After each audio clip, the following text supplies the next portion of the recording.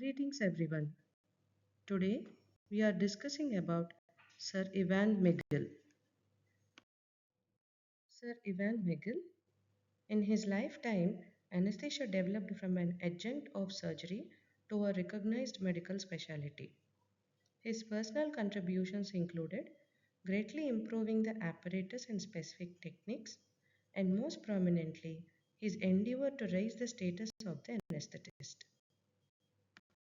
Dr. Magill was born on 23rd July 1888 at Antrim, Northern Ireland. He was one of the five children.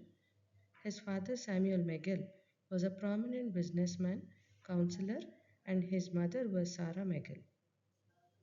Dr. Magill graduated from Queen's University Belfast in 1913.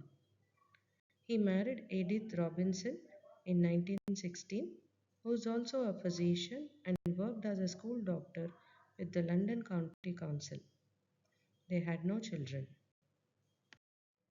During Magill's era of education, the only statutory requirement was to administer an anesthesia to a single procedure to receive a certificate of training in the field. Surprisingly, the certificate was signed by the Honorary Secretary of the Royal Victoria Hospital medical staff and the surgical registrar at the hospital. No anesthetist was involved, which is the evidence of the position of anesthetics at that time. Dr. Magill later commented that as a student in 1910, on attending an operation, he was struck by the fact that any qualified doctor was expected to be able to give an anesthetic for any operation. He considered his certificate gained on graduation inadequate training and claimed to be frightening of this onerous task. Upon qualifying, Magill was issued with a certificate confirming that he had, in his training, administered one anesthetic in the Royal Victoria Hospital, Belfast. After the end of World War I, Magill was posted to the Barnet War Hospital, where he administered occasional anesthetics. In 1919, he became an anesthetist in the Queen's Hospital for facial and jaw injuries at Sidcup, Kent. As a newly posted officer, his workload included administering some of the most difficult and hazardous anesthetics. It is here, using his ingenuity, Dr. Magill developed an armamentarium of devices, breathing circuits, connectors, and inhalational drug delivery systems, which are still at the heart of modern anesthetic equipment. It was not long before this work extended to anesthesia for thoracic surgery as well, and throughout his career, he was often the first to introduce a drug or a technique to the UK. During the time when anesthesia was not a recognized specialty and lacked structured training, Dr. Magill proposed that the introduction of a diploma, and this became a major factor in the establishment of the Anesthesia Associates of Great Britain and Ireland in 1932. He initiated the discussion with Royal College of Physicians and Surgeons and helped propose formal steps for a diploma in anesthesia. The first diploma examination was held in 1935 with Magill as the initiator and examiner, and 46 candidates have passed the degree. The only available anesthetics at that time were chloroform, ether, ethyl chloride, and nitrous oxide. These early agents and basic apparatus available prevented the elaboration of surgical techniques and the control of patients' vital functions. The first three agents were inhaled through a covered mask and were only adequate for primitive procedures. The use of a mask covering the nose and mouth severely hindered the surgeon's access to the face and neck if surgery was required in that area.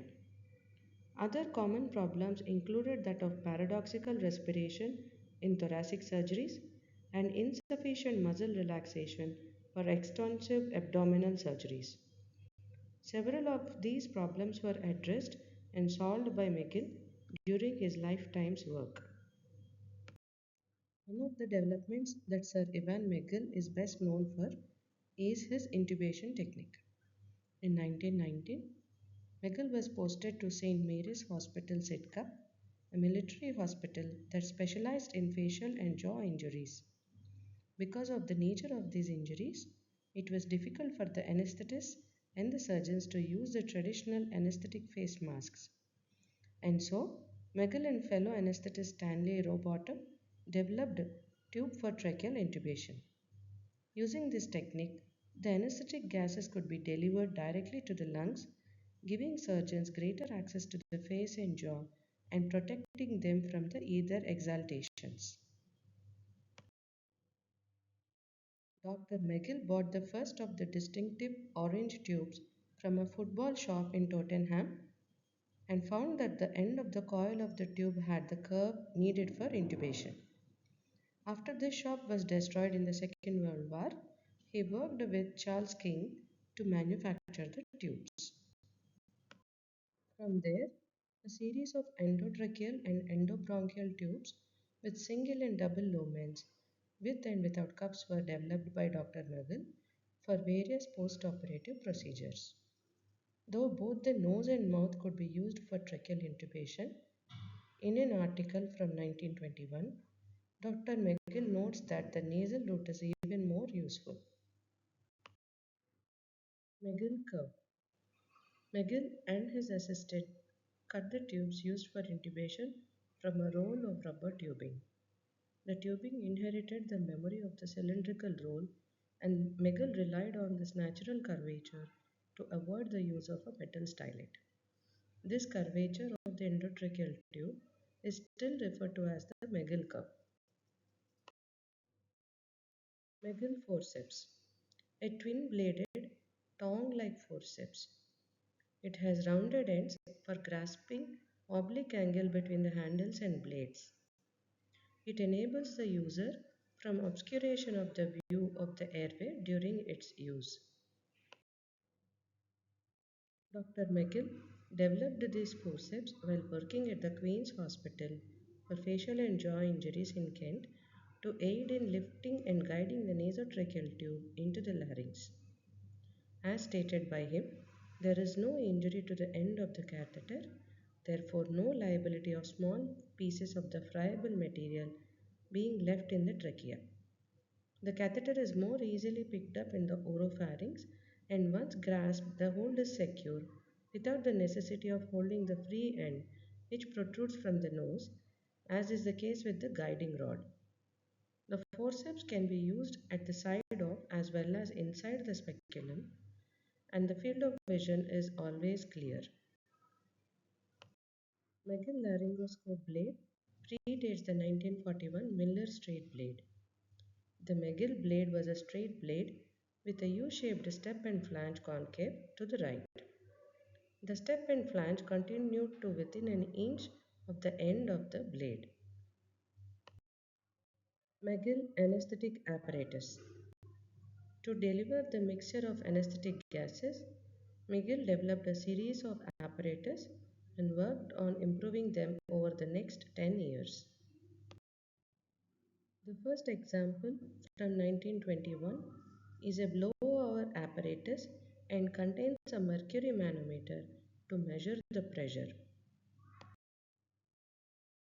This modification of Magill's 1921 design consists of a second ether bottle, a waterside flow meter, and an ether drop feed which is dome shaped for better vision. Magill has refined his design again by 1932.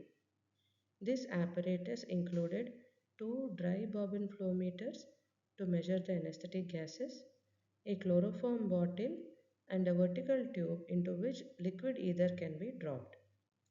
The gases pass to a warming chamber with safety valve and a manometer mounted over a warm water container and then connected to the patient through a tube. Dr. Magill also designed another device similar to the 1932 model, which is more compact and portable. Sir Magill played a crucial role in reducing the anesthetic risk in thoracic surgeries, enabling its rapid advancement. He distinguished between major and minor thoracic procedures, introduced early concepts of lung isolation using tubes and suction catheters, aiding in prevention of contamination of a healthy lung. His preferred technique of anesthesia is nitrous oxide with oxygen and cyclopropane, using intubation selectively when suction is required. Dr. Magill received many honors. To state a few, he has received his DA in 1935 and Henry Hill Hickman Medal in 1938. He was elected FRCS in 1951 and received the prestigious John Snow Silver Medal in 1958, which is the then highest award of AAGBI, although there is now a gold medal named after him. He anesthetized King George VI for two major operations in 1940 and was appointed a Commander of the Victorian Order in 1946 and knighted in 1960. In 1988, to commemorate the centenary of his birth, the Association of Anesthetists introduced the Sir IVAN Magill Gold Medal Award for uniquely outstanding innovation in anesthesia. Winners of the award have shown extraordinary originality in developing the specialty of anesthesia through research, publications, technology, and more. Cast in gold, the medal includes a portrait of Sir Ivan as well as the winner's name and the date of the award. These are my references. Thank you. Let us meet with another scientist in the next session.